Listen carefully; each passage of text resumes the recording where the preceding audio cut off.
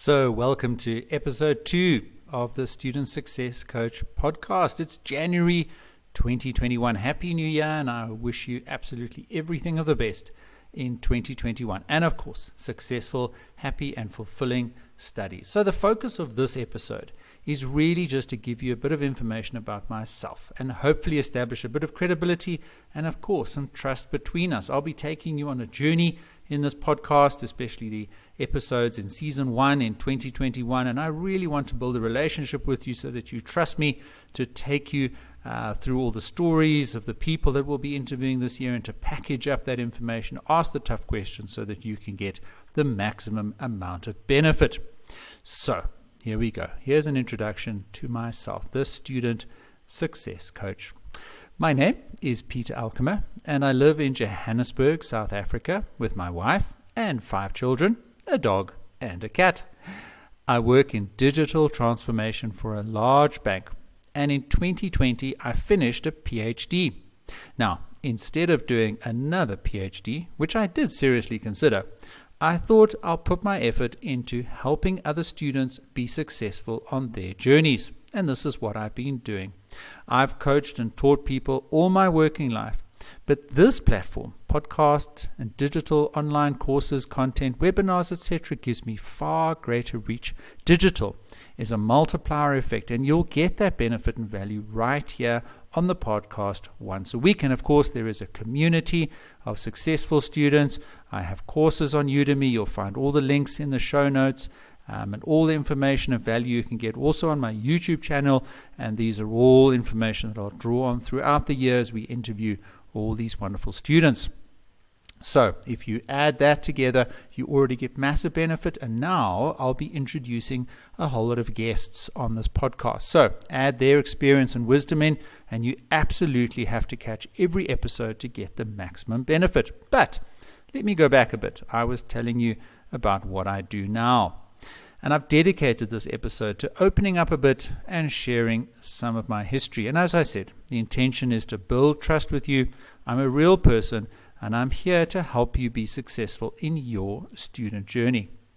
Now, when you coach someone, you learn a lot about them. And often the coach doesn't have a chance to share their story. So perhaps this episode will be something that many of my students will be able to listen to and get that detailed insight and background to myself.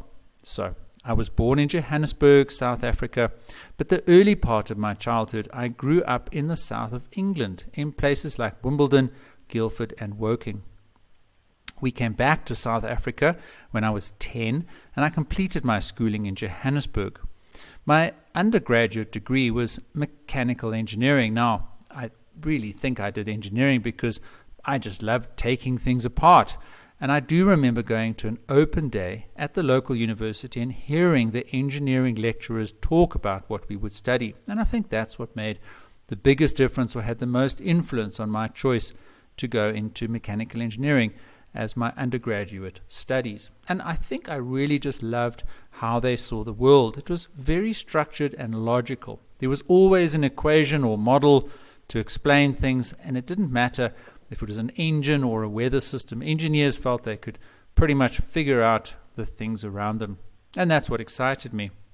And I must say, what they do say about engineering is true. The old legend, and I think they say this in actuary as well, and probably medical school. But on the first day, you're sitting in that lecture hall, and they say to you, okay, guys, look to the left and to the right and behind you. And only one of you will be here in 4 years. And that just gives you an indication of how tough it is to get through engineering. Now, maybe I should just mention at this point that I was fortunate to get a bursary to study. Otherwise, I might not have had the start that I did. And I also worked a few jobs when I studied. My main side hustle, if you can believe it, was a DJ business. Yes, the student success coach was a DJ. I used to play at parties, weddings, restaurants, you name it. And it wasn't easy. It's very late work indeed, and exhausting to lug all your gear around the place. At late at night, 2, 3 in the morning, when you finished up a party, you have to pack up and get all your things home again. But it taught me so much. It taught me the importance of working hard, never giving up, and just putting yourself out there and, keep going every single day. I had a few other jobs as well. So I had about 4 or 5 different jobs when I studied. I worked at checkout at a local supermarket. I honestly wasn't very good at that. So I knew that, wasn't going to be a long-term option for me. I don't think I lasted more than a few weeks. At school, I did newspaper rounds. I worked on a television program for about 4 or 5 years. I did voiceovers for radio ads. And of course, the working for a television program and working in radio also helped me, learn about creating content and creating material for other people to consume, which you've had the benefit of as I've converted all that knowledge and experience into helping other students. And so the one thing that always comes through in when I coach students and when I talk on the webinars and in my courses, it takes hard work. And you can achieve your success with hard work. And I'm here to help you along the way. That's the role I play. I'll help you learn as other people share their stories, and I'll draw on my own experience to help you get through. So, where were we? After completing my engineering bachelor's degree, I carried on with my master's straight away. At the same time, I went into full-time employment. And I really enjoyed my master's degree. 50% of it was a number of modules that really broadened my horizons beyond just the engineering discipline that I got my main degree with. So we did HR, we did innovation, we did finance, we did law, and a couple of other really fascinating modules. And so then the other 50% of this master's was a research study, which I did on some composite materials. And I modeled that composite material with a bunch of mathematical equations, and I fed that into some computers, and we got a whole lot of lovely 3D pictures. And this was really part of my supervisor's overall research. And I can honestly say I wasn't really interested in the exact topic of composite materials, but what it did teach me was how to do research. And I learned how to write papers. I got my first research paper published. And I also even spoke at a local conference. And that really got me interested in doing research and taught me at an early stage of my academic career what that was all about. Although after I did my master's, I didn't really carry on studying. I did a couple of things. I did a postgraduate diploma in theology, and I did a few qualifications as part of my job, etc. But I really got busy with my career. So what did my career look like? Well, the first 10 years really of my career I spent in management consulting. So I worked at Accenture, where we worked for large clients around the world. I traveled a lot internationally. I saw many places in the world, and I was very grateful for a wonderful decade-long career in management consulting. And then really the second half of my career, the last 10 years, effectively, I've been working in large banks, doing similar work, but of course now, working for the same organization. So 20 years really in consulting and IT and project management, and of course, more recently, digital transformation. Now, I did start up my studies again about 4 or 5 years ago, and I'm recording this now in late 2020, and of course, the podcast is launched in 2021.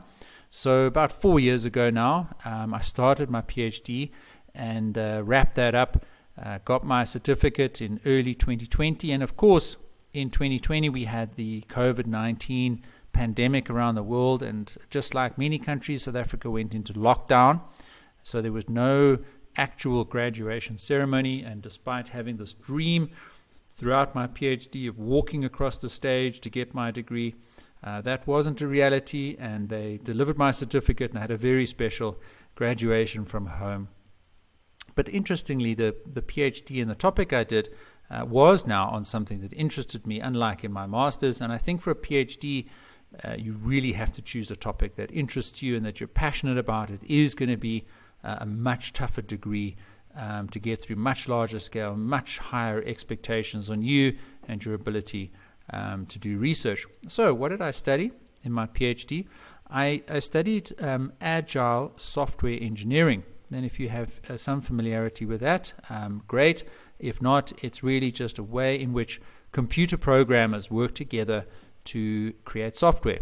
And I wanted to study how well this particular type of software engineering was being used in other similar organizations around the world.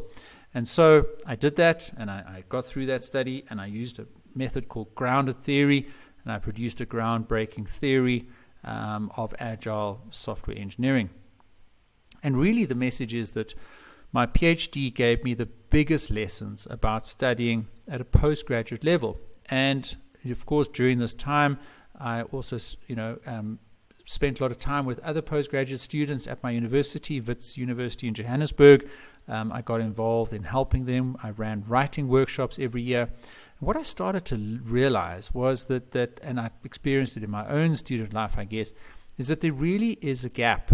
There's a gap between, the institutional research objectives and, of course, the prestige that you get from studying at a university, but perhaps the practical day-to-day needs of students and the community and the content and the encouragement and the coaching really that they need to be successful.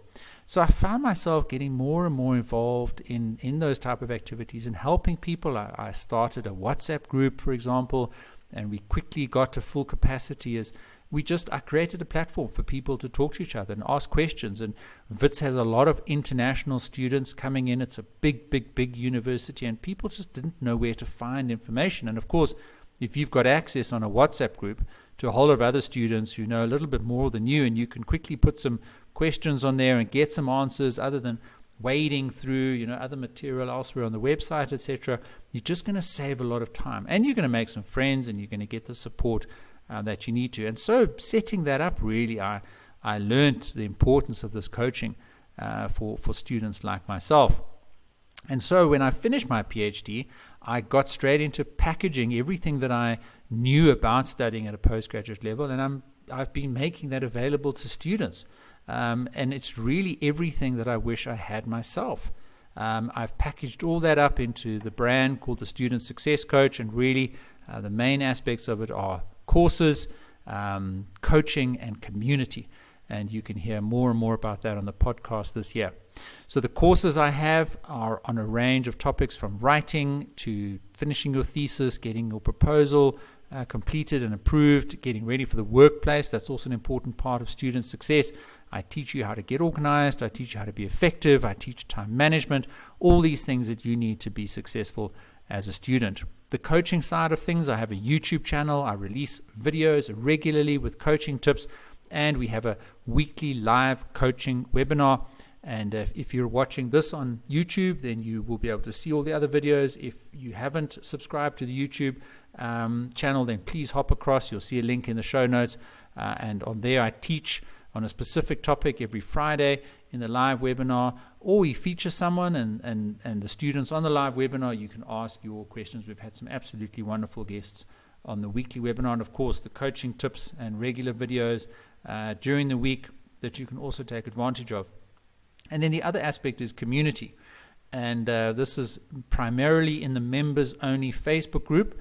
So we keep it intimate, and I moderate it, and that's really where you're able to get the most amount of support and interaction with other students very much like yourself. And of course, and I get this question a lot, where you can actually interact with me. I do offer free one-on-one coaching. I'm happy to do a 30-minute coaching call with you, see where I can help you and point you in the right direction to get you cracking. So that's a little bit of an introduction about myself, my background, my career, my academic studies, and I hope you've enjoyed this episode. I hope it's established some credibility and some trust with myself. Once again, I'm a real person that genuinely wants to help you. So, episode 2, all done. Thank you for listening or watching, and look forward to seeing you in episode 3. And don't forget to subscribe to the podcast on your favorite platform.